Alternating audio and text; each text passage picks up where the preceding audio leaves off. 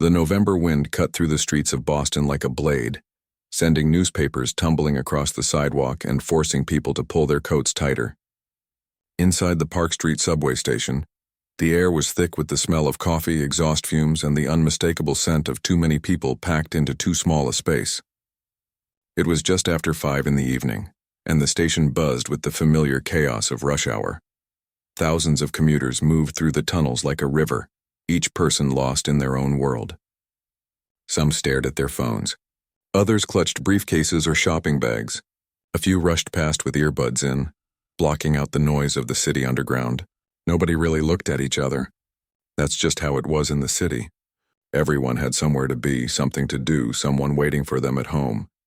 Near the main entrance, tucked against the cold tile wall, sat a small figure that most people didn't even notice. She was just another part of the background, like the flickering fluorescent lights overhead or the faded advertisements on the walls. The girl couldn't have been more than 12 years old, though she seemed smaller somehow, as if she was trying to take up as little space as possible. Her name was Maya, and she sat with her knees pulled up to her chest, arms wrapped around an old violin case. The case had seen better days. The black fabric was worn thin in places, revealing the wood underneath. One of the clasps was held together with duct tape. Stickers from music stores that no longer existed covered one corner, their edges peeling away. Maya's clothes told their own story. Her jacket was too thin for November, the kind of coat you'd wear in early October when the air still held some warmth. It had probably been nice once, maybe even expensive, but now it was faded and the zipper stuck halfway up. Her jeans had been mended at the knees with patches that didn't quite match. Her sneakers, once white, were now gray with wear, and the sole on the left one was starting to separate. But it was her face that would have broken your heart if you'd stopped to look. She kept her head down, dark hair falling forward like a curtain, hiding her eyes from the passing crowd. Every now and then, someone would drop a coin into the open violin case beside her. The coins would clink against the few dollars already there. Maya never looked up when this happened. She just pulled her knees in tighter and seemed to shrink a little more. Most people who passed assumed they knew her story. Another homeless kid. Another sad case. Another reminder of all the problems in the world that nobody quite knew how to fix. Some dropped money out of guilt. Others walked faster, pretending they hadn't seen her. A few muttered about how there should be better services, better programs, better something. But none of them stopped. None of them asked. None of them really saw her. What they didn't know, what they couldn't know, was that 6 months ago, Maya's life had been completely different. 6 months ago, she'd lived in a small but comfortable apartment above her father's restaurant in Chinatown. The restaurant had been in the family for 2 generations. Her grandfather had started it when he first came to America, and her father had taken it over, pouring his heart and soul into every dish that came out of that kitchen. Maya had grown up in that restaurant. She'd done her homework at the corner table while her father cooked. She'd learned to fold dumplings before she learned to tie her shoes. The regular customers knew her name. They asked about her music lessons. They told her she was going to be famous someday. The music lessons. That had been the center of Maya's world since she was 4 years old. Her grandmother, who had played violin in an orchestra in China before immigrating, had recognized something in Maya. A gift, a natural understanding of music that couldn't be taught. She'd given Maya her own violin, an instrument that was over 100 years old, and arranged for her to study with the best teachers. By the time Maya was 8, she was playing pieces that most adults couldn't master. At 10, she'd won a full scholarship to study at one of the most prestigious music conservatories in the country. Her teachers said she was special. They said she had something rare. They said if she kept working, kept practicing, kept pushing herself, there was no limit to what she could achieve. Maya had believed them. She'd practiced for hours every day, her fingers flying over the strings until they bled. She'd memorized concertos and sonatas and etudes. She'd dreamed of performing in great concert halls, of playing with famous orchestras, of making her grandmother proud. Then came the fire. It started in the kitchen late one night after the restaurant had closed. Her father had been doing inventory in the back when he smelled smoke. By the time the fire trucks arrived, the entire building was engulfed in flames. They got out alive, but that was all they got out with. The building was destroyed. The restaurant, the apartment, everything. The insurance money wasn't enough. There were disputes about the cause of the fire, delays in processing claims. legal issues that Maya didn't understand but that made her father's face turn gray with worry. Bills piled up. Savings disappeared. Her mother picked up extra shifts at the hotel where she worked housekeeping, but it wasn't enough. It was never enough. They ended up in a shelter. A family shelter where they had one room and shared bathrooms with 15 other families. It was temporary, the social worker said, just until they got back on their feet.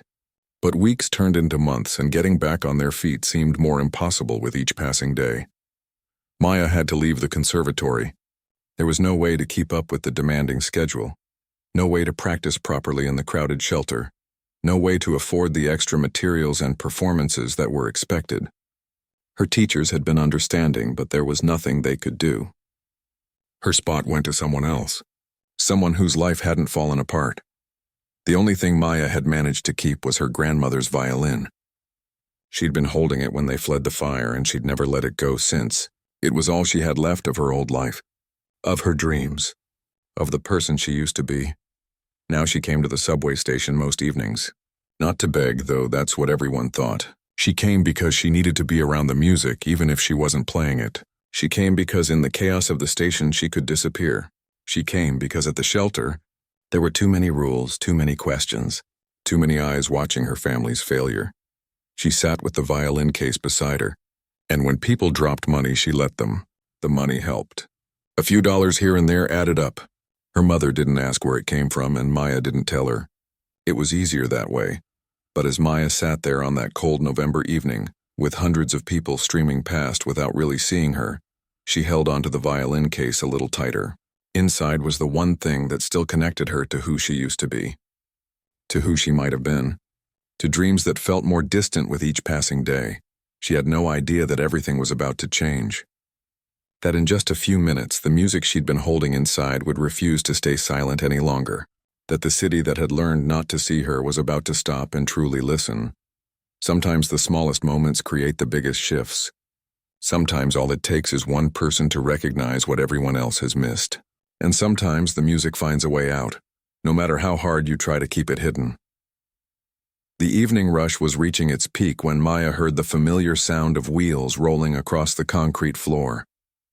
She didn't need to look up to know who it was. Danny Rodriguez had been busking in this station for 3 years, and he considered the spot near the main entrance his territory. He played guitar, mostly classic rock covers, and he was good enough to make decent money from the commuter crowd. Maya had seen him plenty of times before. Usually she made sure to sit far enough away that he wouldn't bother her. But tonight, lost in her own thoughts, she'd taken the spot without thinking. She heard him stop his cart a few feet away. The silence stretched out. She could feel his eyes on her. "Hey kid, you're in my spot." Maya's fingers tightened around the violin case. She didn't move. "I said you're in my spot." His voice was louder now, irritated. "I've been setting up here every weeknight for 3 years. You need to move." She felt her throat tighten. Where was she supposed to go? Every corner seemed to belong to someone. Every space was claimed. She was so tired of being moved along, pushed aside, told she didn't belong anywhere. "Come on, I don't have all day. I need to set up before the 6 o'clock train dumps another crowd in here." Maya slowly started to gather her things, blinking back the hot tears that were building behind her eyes. This was stupid. She shouldn't cry over something so small. But it wasn't small, was it? It was just one more reminder that she didn't have a place in the world anymore. Not at the conservatory. Not in her father's restaurant. Not even in a subway station. Leave her alone. The voice was firm but gentle, and it came from right beside Maya. She looked up to see an older woman standing there, probably in her 70s, with silver hair pulled back in a neat bun. She wore a long wool coat and carried a leather bag that looked expensive but well used. Her eyes, behind wire-rimmed glasses, were sharp and kind at the same time. Danny seemed taken aback. "Ma'am, with respect, this is my busking spot. I have it every evening." She's just a child sitting quietly," the woman interrupted. "And last I checked, this is a public station. You don't own this corner. I'm not trying to be a jerk, but this is how I make my living. I need this spot." The woman tilted her head slightly. "Then perhaps you could set up over there by the pillar. I'm sure you'll do just fine. You seem like a talented young man." There was something about the way she said it that made it impossible to argue. Danny muttered something under his breath, but he grabbed his cart and moved to another spot about 20 feet away. The woman watched him go, then turned her attention to Maya. "Are you all right, dear?" Maya nodded quickly, not trusting her voice. The woman studied her for a moment, then glanced down at the battered violin case. Something shifted in her expression. Recognition, maybe, or curiosity. "That's a violin case," she said softly. "Do you play?" Maya hesitated, then nodded again. "How long have you been playing?" "Since I was 4. The words came out barely louder than a whisper. The woman's eyebrows rose slightly. "That's quite a long time. You must be quite good." Maya didn't know how to answer that. She used to be good. She used to be more than good. But that felt like a different life, a different person. Now she was just a girl with a violin she never played, sitting in a subway station. The woman seemed to sense her hesitation. She lowered herself down carefully, sitting right there on the ground next to Maya, despite her nice coat and her age. "My name is Patricia," she said. "I taught music for 40 years. Piano mostly, but I know a bit about all instruments. I retired 5 years ago, but I still can't help myself. When I see a young person with an instrument, I always wonder what kind of music lives inside them." Maya looked at her, really looked at her. For the first time, Patricia's eyes were warm, but there was something else there too. A sadness, maybe, or a longing. The look of someone who understood loss. "I used to play," Maya said quietly. "I don't anymore. Why not?" The question was so simple, so direct, that Maya didn't have a prepared answer. Why not? Because everything fell apart. Because her life wasn't the same. Because she didn't belong in that world anymore. Because she was afraid that if she opened the case and picked up the violin, she'd realize she'd lost her gift along with everything else. I can't." Patricia nodded slowly, like she understood more than Maya had said. "I lost my husband 2 years ago," she said quietly. "He was a violinist, a beautiful player. After he died, I couldn't listen to music for months. It hurt too much. Every note reminded me of what I'd lost." She paused, looking out at the crowd streaming past them. "But eventually I realized that avoiding the music didn't make the pain go away. It just made the world a little dimmer, a little less alive." Maya felt something crack open inside her chest. She'd been holding everything in for so long, keeping it all locked down tight. But this stranger, this woman who'd sat down next to her on the dirty subway floor, somehow made it okay to feel everything she'd been pushing away. "What if I'm not good anymore?" Maya's voice broke. "What if I've lost it?" Patricia smiled, and it was the saddest, most understanding smile Maya had ever seen. "Music isn't something you lose, dear. It's not a possession. It's part of who you are. It might hide for a while. It might hurt to bring it out. But it's still there waiting." They sat in silence for a moment. Around them, the station continued its noisy chaos. Trains rumbled in and out. People shouted and laughed and rushed past. Somewhere in the distance, Danny had started playing his guitar, the sound of Wonderwall drifting through the tunnel. Patricia stood up slowly, brushing off her coat. "I should let you be. But can I tell you something before I go?" Maya looked up at her. "Whatever you're running from, whatever hurt you're carrying, the music can handle it. Music is bigger than our pain. It's stronger than our fear. And sometimes when we're brave enough to play through the hurt, we find that we're stronger than we thought too." She started to walk away, then turned back. "There's space here for you, you know. Not just this corner. The whole world. Don't let anyone, including yourself, tell you otherwise." Maya watched her disappear into the crowd. Her heart was pounding in her chest. Her hands were shaking. She looked down at the violin case, at the duct tape holding it together, at the worn fabric and the old stickers. What if Patricia was right? What if the music was still there? Before she could talk herself out of it, before the fear could take over again, Maya unlatched the case. The clasps opened with a familiar click. Inside, nestled in faded velvet, was her grandmother's violin. The wood glowed warm and rich under the harsh fluorescent lights. The strings needed tuning, but the instrument itself was perfect. Unchanged. Waiting. Maya lifted it out carefully, like she was holding something precious and fragile. Which she was. This wasn't just a violin. It was her grandmother's voice. Her family's history. Her own dreams made solid and real. She tucked it under her chin, and immediately the world felt different. More right, somehow. Like a part of her that had been missing had suddenly clicked back into place. Her bow hand was shaking as she raised it to the strings. She could hear her old teacher's voice in her head. Breathe first. Always breathe first. Let the music come from your center. Maya closed her eyes and took a deep breath, and then she began to play. The first note cut through the noise of the subway station like light breaking through clouds. It wasn't loud, but somehow it reached every corner, every tunnel, every person rushing past. Maya's eyes were still closed, her chin pressed against the familiar wood of her grandmother's violin, and she let the music flow out of her like water that had been dammed up too long. She was playing Tchaikovsky's Violin Concerto in D major. It was one of the hardest pieces in the classical repertoire, the kind of music that professional violinists spent years perfecting. Maya had learned it when she was 10, back when her teacher said she was ready for the challenge, back when she believed she could do anything. Her fingers found their positions automatically, muscle memory taking over where conscious thought couldn't reach. The bow danced across the strings, drawing out notes that soared and dipped and climbed again. She wasn't thinking about technique anymore. She wasn't worried about perfection. She was just playing, letting everything she'd held inside for 6 months pour out through the music. The anger, the fear, the shame, the grief for everything she'd lost. It all went into the notes, but there was something else too. Hope. The tiny, stubborn flame of hope that refused to die no matter how hard life tried to snuff it out. The part of her that still believed in beauty, in possibility, in tomorrow. A businessman in a gray suit was the first to stop. He'd been walking fast, phone pressed to his ear, probably running late for something important. But the music made him pause mid-step. He lowered the phone slowly, his conversation forgotten. He turned toward the sound and his eyes went wide. A young mother with a stroller stopped next. She'd been trying to calm her crying baby, bouncing the stroller up and down with one hand while juggling shopping bags in the other. But when Maya's bow drew out a particularly haunting phrase, the baby quieted. The mother stood still, transfixed. Then a group of teenagers. An old man with a cane, a woman in scrubs, probably a nurse heading home after a long shift, a construction worker still covered in dust from his job site. One by one, two by two, then in groups, people stopped walking and started gathering. The circle around Maya grew wider. 20 people, 30, 50. They stood in absolute silence, hardly daring to breathe, afraid that any sound might break the spell. Some of them had never listened to classical music before.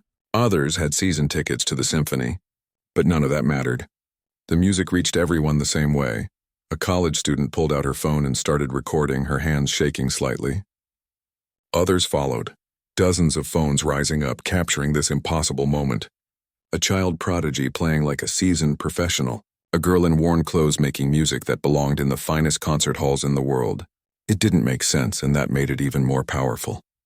Maya played on, lost in the music. She didn't see the crowd forming. She didn't hear the whispers of amazement. She was somewhere else entirely, in that space where musicians go when they're truly connected to their art, where there's no separation between the player and the played, between the person and the music, where everything else falls away and only the sound remains. The technical difficulty of what she was doing would have been impressive enough. Her fingers flew across the fingerboard with impossible speed and precision, hitting every note perfectly. Her bow control was flawless, drawing out dynamics from whisper soft to soaring and bold. But it was more than technical skill. She was telling a story with every phrase, painting pictures with sound, making people feel things they didn't have words for. An elderly woman in the crowd started crying, tears streaming down her face. A tough-looking man in a leather jacket wiped his eyes quickly, hoping no one noticed. A transit worker who'd been about to tell everyone to move along found himself frozen, his radio hanging forgotten in his hand. Even Danny, the guitarist who'd been annoyed about his spot earlier, had stopped playing.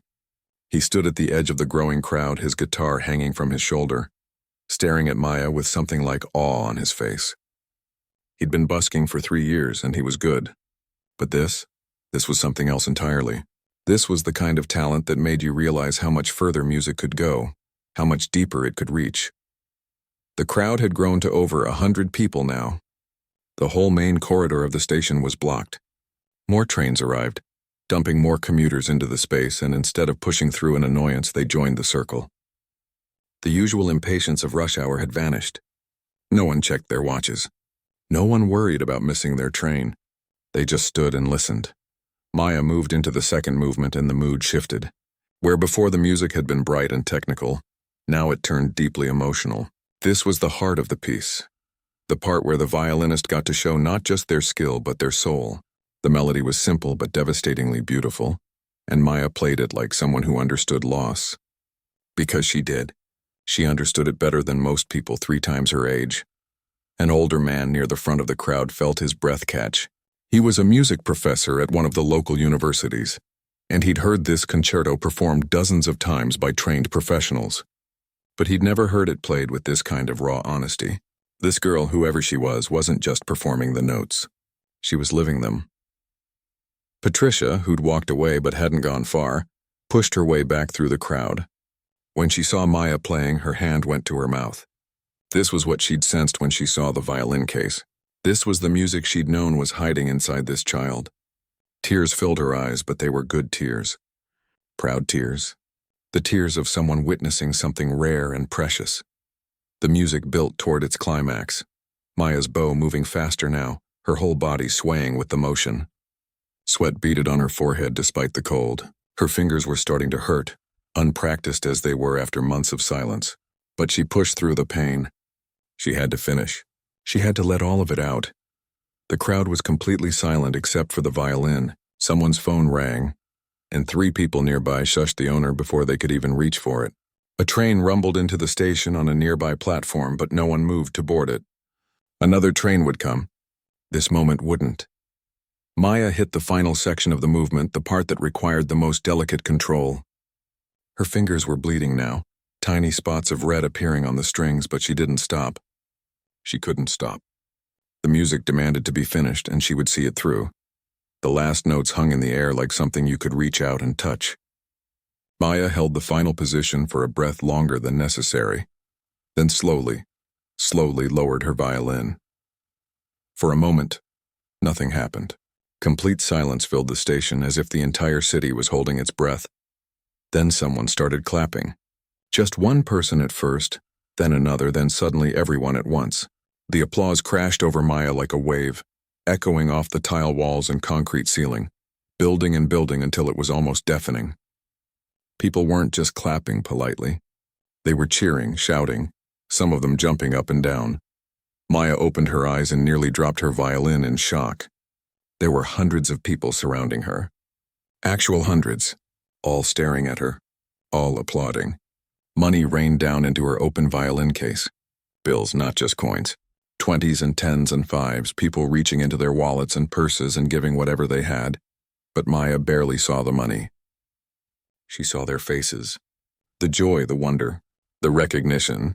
For 6 months, people had looked through her like she was invisible. Now they saw her. Really saw her. And in that moment, Maya realized something important. She hadn't lost her gift. It had been there all along, waiting. Just like Patricia said, Maya stood frozen. Her violin still tucked under her chin, staring at the sea of faces around her. The applause kept coming, wave after wave of it, and she didn't know what to do. Her legs felt shaky. Her heart pounded so hard she thought everyone could probably hear it. This wasn't supposed to happen. She'd just wanted to play. She'd just needed to let the music out. Maya Chen, is that you? The voice cut through the applause, and Maya's blood turned to ice. She knew that voice. She'd heard it every week for 4 years during her lessons at the conservatory. It was Dr. Harrison Chen, the director of the entire music program, the man who'd given her the scholarship, the man whose disappointment she'd been avoiding for 6 months. The crowd parted as he pushed through, and Maya wanted to disappear into the floor. Dr. Chen was in his 60s, with gray hair and kind eyes behind round glasses. He always wore a bow tie, and today's was dark blue with tiny musical notes on it. He looked exactly the same as the last time she'd seen him, except for the expression on his face. He looked shocked and worried, and something else she couldn't quite read. "It is you," he said, stopping a few feet away from her. "We've been looking everywhere. When you stopped coming to class, when you stopped answering calls, we thought—" He trailed off, really looking at her now, taking in her worn clothes, her thin jacket, the duct-taped violin case. "What happened, Maya?" The crowd had gone quiet, sensing something important was unfolding. Maya felt hundreds of eyes on her, and her face burned with shame. This was worse than being invisible. This was being seen for what she'd become, someone who'd fallen so far from where she was supposed to be. I... She couldn't get the words out. How do you explain that your whole life fell apart? That you lost everything? That you didn't belong in his world anymore? Dr. Chen stepped closer, his voice gentle.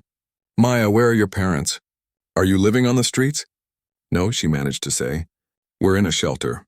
Family shelter on Columbus Avenue. She heard gasps from the crowd. Whispers rippled through the gathered people. The girl who just played like a professional was homeless, living in a shelter. The contrast between the music and her circumstances was too much for people to process. The fire, Maya said quietly.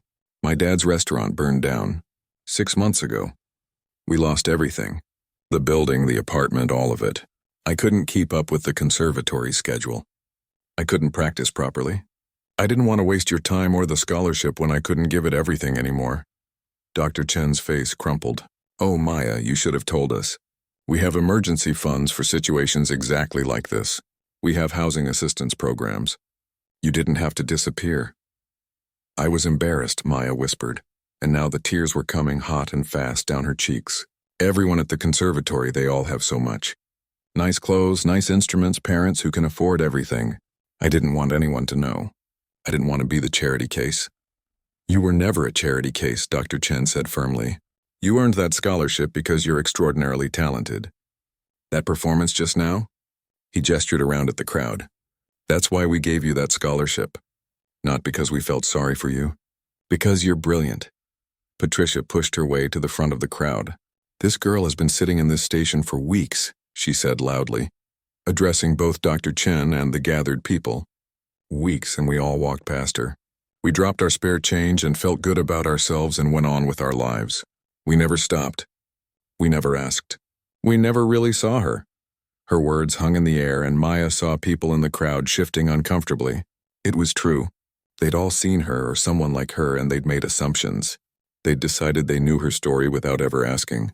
They'd reduced her to a problem, to a sad statistic, instead of seeing her as a person, as someone with dreams and talents and worth. A woman near the back called out, "What can we do? How can we help?" "She needs to get back into the conservatory," someone else said. "She needs to keep playing." Dr. Chen raised his hands. "I can handle the conservatory part. As of right now, Maya, you're reinstated. Full scholarship, just like before, and we'll arrange temporary housing for your family through our emergency fund. It's not a handout," he added quickly, seeing Maya's face. "It's what the fund is there for, to help talented students overcome obstacles so they can continue their education." "But my parents," Maya said, "they need to work. My mom has her job, and my dad is trying to save money to rebuild the restaurant. We can't just—" "We'll figure it out," Dr. Chen interrupted. "I promise you we'll figure it out. You're 12 years old, Maya. You shouldn't be worrying about all of this. You should be practicing and learning and preparing for the future." Patricia stepped forward. "I'd like to help too, if I may." She opened her purse and pulled out a business card, handing it to Dr. Chen. "My late husband was a violinist. He left me more money than I could ever spend in my lifetime. I've been looking for a way to honor his memory, to invest in young musicians who remind me of him." She turned to Maya. "That performance just now? That was what music is supposed to be, raw and honest and real. I'd like to set up a trust fund for your education, through university if you want it, for music school or wherever your talents take you." Maya couldn't breathe. This wasn't happening. Things like this didn't happen to people like her. "I don't understand," she said. "Why would you do that? You don't even know me." Patricia's eyes were bright with tears. "Because my husband would have loved your playing. Because I see his passion in you. And because talent like yours deserves every chance to flourish." She paused. "And maybe because I wish someone had stopped to really see me when I was young and struggling. Maybe I'm just paying forward the kindness I wish I'd received."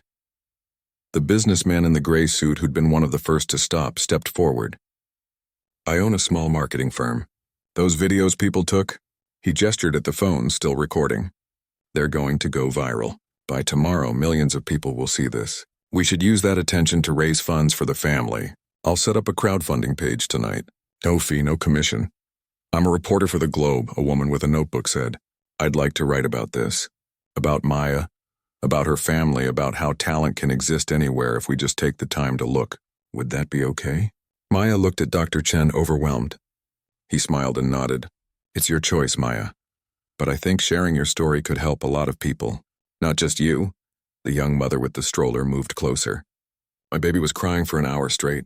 Nothing would calm him down. But your music?" He went quiet immediately. "That's magic. That's a gift. You have to keep sharing it." More people spoke up, offering help, offering connections, offering support. A restaurant owner said he'd love to talk to Maya's father about rebuilding. A lawyer offered pro bono help with insurance claims. A music store owner offered free strings and maintenance for Maya's violin for as long as she needed it. Maya's mind was spinning. An hour ago, she'd been invisible, a problem to be moved along, someone to avoid eye contact with.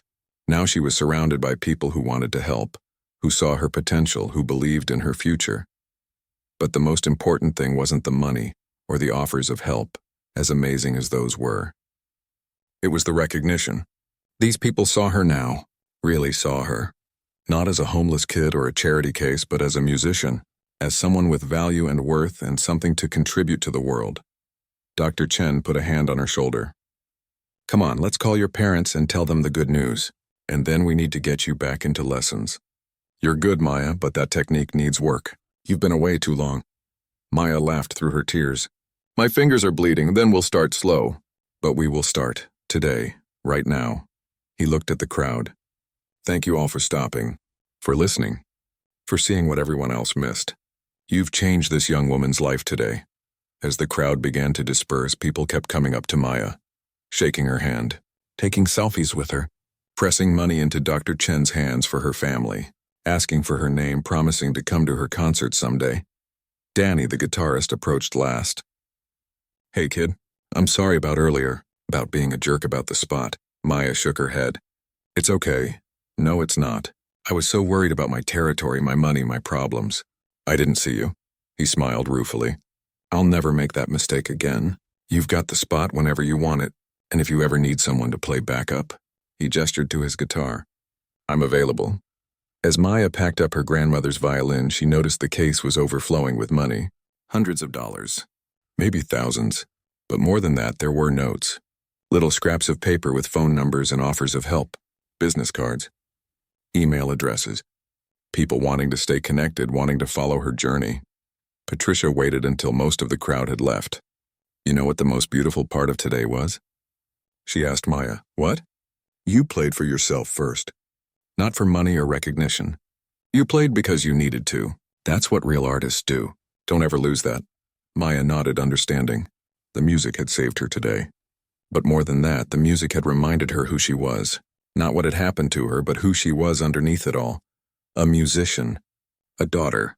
A survivor. Someone with worth, with talent, with a future that suddenly seemed bright again.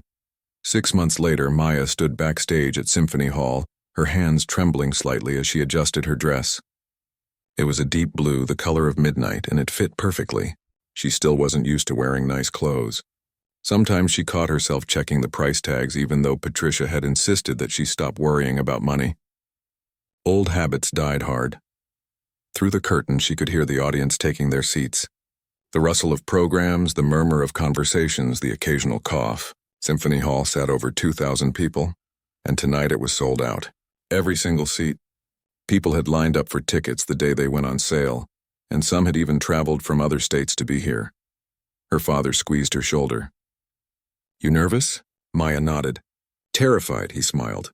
He looked different now. Healthier. The gray worry that had clouded his face for so long had lifted. His new restaurant had opened 3 weeks ago.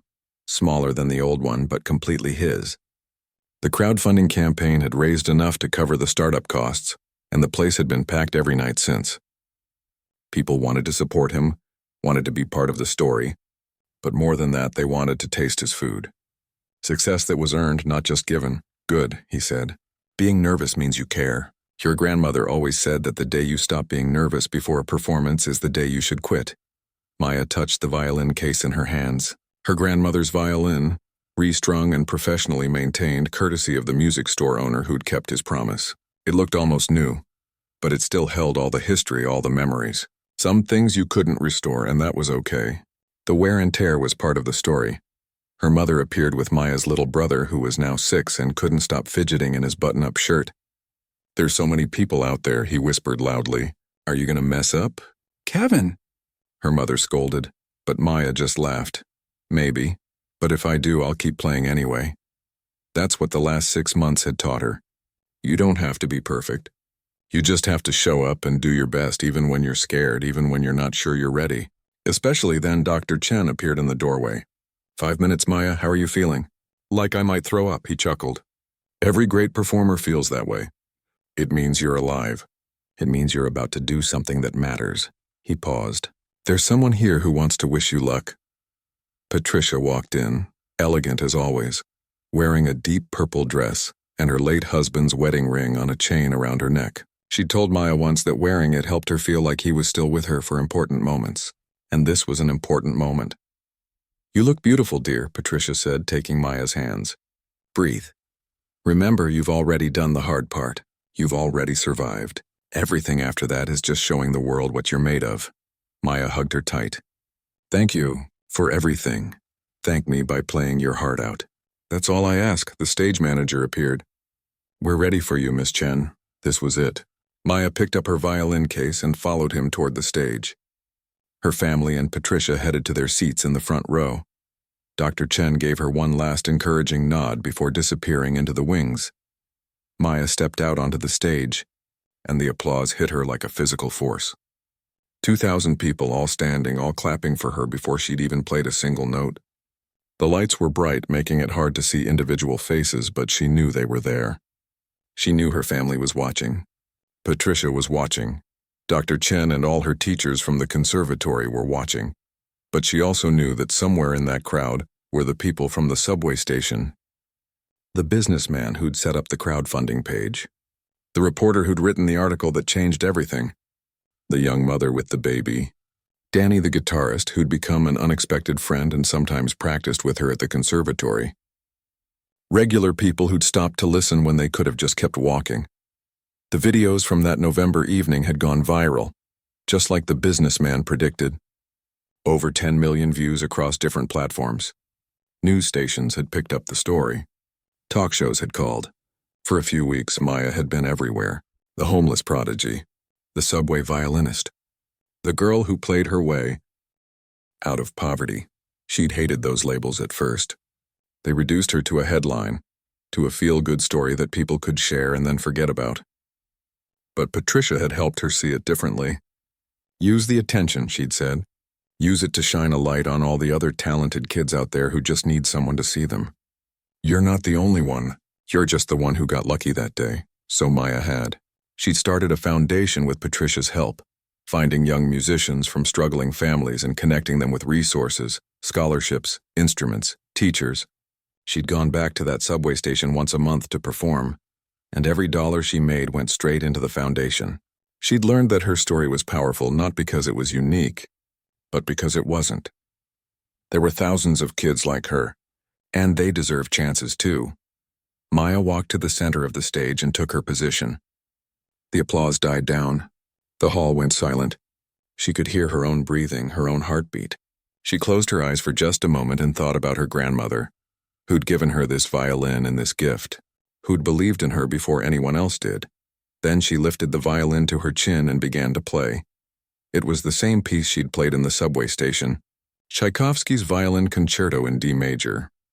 But this time, she had a full orchestra behind her, conducted by one of the best musicians in the country. This time, she was on one of the most prestigious stages in the world. This time, she was wearing a beautiful dress instead of worn-out clothes, and she had a home to go back to instead of a shelter. But the music? The music was the same. It came from the same place inside her, the place that understood loss and hope and the stubborn refusal to give up. The place that knew music wasn't about where you performed or what you wore or who was watching. It was about truth, about pouring yourself into something bigger than yourself and trusting that it would matter. Maya played and the audience disappeared. The stage disappeared. Everything disappeared except the music. Her fingers flew across the strings and she wasn't thinking about technique anymore. She was just feeling, just being, just letting the music flow through her the way it always had. From the very first time she'd picked up a violin at age 4, she played through the technical passages that had taken her months to relearn after her time away from practice. She played through the emotional sections that still sometimes made her cry. She played through the fast, exciting finale that made audiences hold their breath. And when she hit the final note and held it, letting it ring out through the hall, she felt complete. The silence that followed lasted 3 heartbeats. Then the applause erupted, even louder than before. People jumped to their feet. They cheered and whistled and clapped until their hands hurt. Maya opened her eyes and saw her family in the front row, all of them crying. She saw Patricia dabbing her eyes with a handkerchief. She saw Dr. Chen beaming with pride. But more than that, she saw regular people, office workers and students and retirees and parents with kids. People who'd bought tickets because they'd seen the subway videos and wanted to witness what happened next. People who believed in second chances and the power of not giving up. People who'd learned the same lesson she had, that extraordinary things can hide in the most ordinary places if you just take the time to look. Maya bowed, and the orchestra behind her stood and applauded too. The conductor shook her hand and whispered, "Magnificent." She bowed again and again until finally the curtain closed and she could breathe. Backstage, her family swarmed her. Her little brother tackled her legs. Her mother held her face and told her how proud she was. Her father just hugged her tight and didn't say anything at all, but she could feel him shaking. Could feel the relief and joy and overwhelming gratitude radiating off him. Patricia was next, pulling Maya into an embrace. "Your grandmother would be so proud," she whispered. "I wish she could have seen this." "I think she did," Maya said, and she meant it. Later that night, after all the congratulations and photos and interviews, Maya found herself back at the shelter where they'd lived for those difficult months. She'd asked her parents to drive her there, and though they didn't understand why, they agreed. She stood outside the building, her violin case in hand, and looked up at the windows. She knew there were families in there right now, going through the same struggles her family had faced. Kids who felt invisible, parents who felt like failures, dreams that were being put on hold because survival had to come first. Maya went inside and asked to speak to the director. "I'd like to start a music program here," she said. "Free lessons for any kid who wants to learn. I'll teach them myself until we can find more instructors, and I'll help them get instruments through my foundation." The director stared at her. "You want to come back here and teach?" "I want to come back here and remind kids that they're more than their circumstances, that they have value and worth and potential, even when the world treats them like they're invisible. Because someone did that for me, a lot of someone's, and now it's my turn." The program started the following week. 12 kids showed up for the first session, shy and skeptical and afraid to hope for too much. Maya understood. She'd been there. She knew what it felt like to be afraid that any good thing would be snatched away. Music isn't just about playing an instrument, she told them that first day. It's about finding your voice, about learning that you matter, about discovering that you can create something beautiful even when everything else feels broken. She taught them scales and basic technique, but more than that, she taught them to believe in themselves, to take up space, to be seen, because that's what had changed Maya's life in the end. Not the money or the opportunities, as grateful as she was for those. It was the moment when people stopped walking past and started truly seeing her, when they recognized that she wasn't invisible, that she mattered, that her music deserved to be heard. And now, every time Maya played, whether it was at Symphony Hall or in a subway station or in a shelter for families who'd lost everything, she played with one purpose: to remind everyone listening that extraordinary gifts can exist anywhere. That talent doesn't care about your address or your bank account or the clothes you wear, that sometimes the most beautiful music comes from the most broken places, and that all it takes is one person willing to stop and listen, one person willing to say, "Play, let me hear your song." Because everyone has a song inside them, everyone. Some people just need permission to let it out.